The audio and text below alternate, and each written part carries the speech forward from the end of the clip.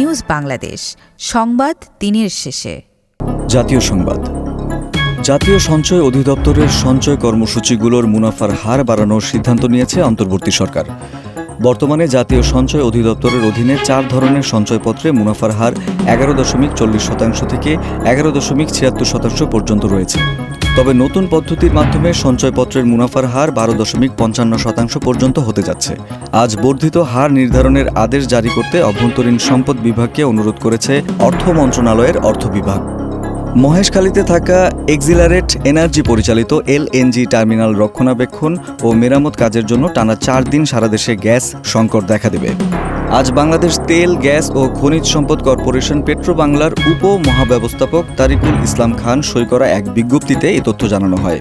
এতে বলা হয়, আগামীকাল শুক্রবার দুপুর 12টা থেকে সোমবার দুপুর 12টা পর্যন্ত 72 ঘণ্টা মহেশখালীর এলএনজি, এফএসআরইউ থেকে আরএলএনজি সরবরাহ বন্ধ থাকবে।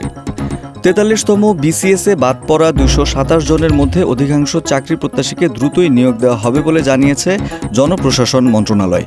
আজ সচিবালয়ে সাংবাদিকদের প্রশ্নের জবাবে এসব কথা বলেন জনপ্রশাসন মন্ত্রণালয়ের সিনিয়র সচিব ডক্টর মুখলেসুর রহমান। তবে যাদের বিরুদ্ধে ফৌজদারি মামলা বা এমন কোনো গোপনীয় অপরাধের সঙ্গে যুক্ত বা শিক্ষা জীবনে কোনো অপরাধে বহিষ্কার হয়েছে তারা এই নিয়োগ থেকে বাদ যাবে বলে জানান তিনি।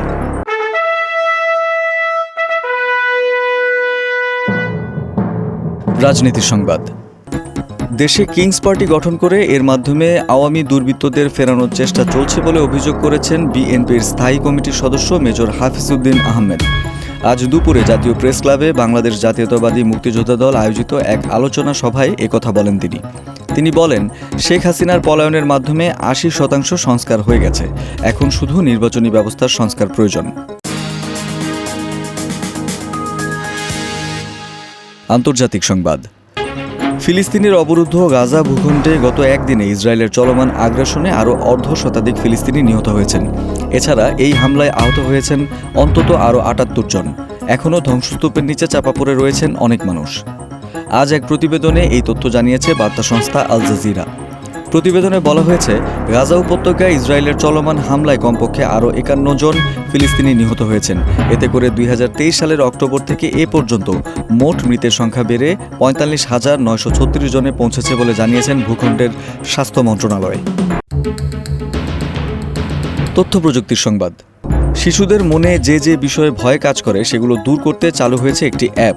এর নাম লুমিনোভা। এই অ্যাপটি সেসব ভয়কে জয় করতে সহায়তা করবে।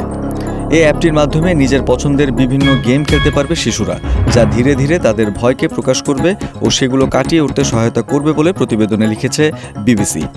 7 থেকে 12 বছর বয়সী শিশুদের জন্য তৈরি বিনামূল্যের এই অ্যাপটি এখন ডাউনলোড করা যাচ্ছে। খেলার সংবাদ। বোলিং অ্যাকশন পরীক্ষায়ও ব্যর্থ হয়েছেন ক্রিকেট বিশ্বের অন্যতম সেরা অলরাউন্ডার সাকিব আল হাসান। দিন দুয়েক আগে অনানুষ্ঠানিকভাবে সেই পরীক্ষার ফলাফল জেনেছে বিসিবি। তার ভিত্তিতে সিলেটে কাল গাজী আশরাফ হোসেন বিষয়টিকে বলেছেন শকিং। তবে লিখিতভাবে ফলাফল না জানতে পারায় বিসিবি বিষয়টি আনুষ্ঠানিকভাবে ঘোষণা করতে পারছে না। আন্তর্জাতিক ক্রিকেট থেকে শুরু করে সব ধরনের ক্রিকেট থেকেই বোলিংয়ে নিষিদ্ধ হয়েছেন সাবেক বাংলাদেশি অধিনায়ক। পরবর্তী বোলিং অ্যাকশন পরীক্ষা উতরে না যাওয়া পর্যন্ত শুধু ব্যাটার হিসেবেই খেলতে পারবেন এই অলরাউন্ডার। ইংল্যান্ডে কাউন্টি ক্রিকেট খেলতে গিয়ে নিষেধাজ্ঞা পাওয়া সাকিব বাংলাদেশের জাতীয় দলে ফিরতে পারবেন কিনা তা নিয়ে আলোচনার শেষ নেই।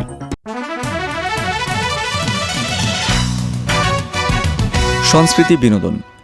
ঢালিউডের আলোচিত অভিনেত্রী প্রার্থনা ফারদিন দিঘি শিশু শিল্পী হিসেবে অভিষেক হলেও একসময় বিরতিতে যান এই অভিনেত্রী। এরপর বড় পর্দায় নায়িকা হয়ে ফিরে আসেন তিনি। সেখানে চলচ্চিত্র অঙ্গনে ফিরে বডি শেমিংয়ের শিকার হতে হয়েছে এই অভিনেত্রীকে। অসুস্থতার কারণে শারীরিক স্থূলতা এবং সে থেকে সমালোচকদের নানা মন্তব্য অনেকটা প্রভাবিত করে দিঘিকে, কিন্তু দমে যাননি তিনি। নিজের লক্ষ্য অর্জনে অঙ্গীকারবদ্ধ হয়েছেন। শরীরকে ফিট করার জন্য আরও কঠিন পরিশ্রম চালিয়ে গেছেন দিঘি। সম্প্রতি এক সাক্ষাৎকারে সেই খারাপ সময়ের তিক্ত অভিজ্ঞতা ভাগ করে নিয়েছেন দিঘি। বোঝাতে চাইলেন, বডি শেমিংয়ের শিকার যে কেউ অনেক ট্রমাটাইজড, ফ্রাস্ট্রেটেড হয়ে পড়তে পারেন, অথচ মানুষ সেগুলো না ভেবেই বডি শেমিং করে ফেলেন। দর্শক, এই ছিল আজকের নিউজ বাংলাদেশ সংবাদ দিনের শেষে আয়োজন। দেশ বিদেশের প্রতিদিনের সবশেষ সংবাদ জানতে চোখ রাখুন www.newsbangladesh.com এ। লাইক শেয়ার দিয়ে সঙ্গে থাকুন নিউজ বাংলাদেশের ফেসবুক পেজ ও ইউটিউব চ্যানেলে। ভালো থাকুন, সুস্থ থাকুন। আল্লাহ হাফেজ।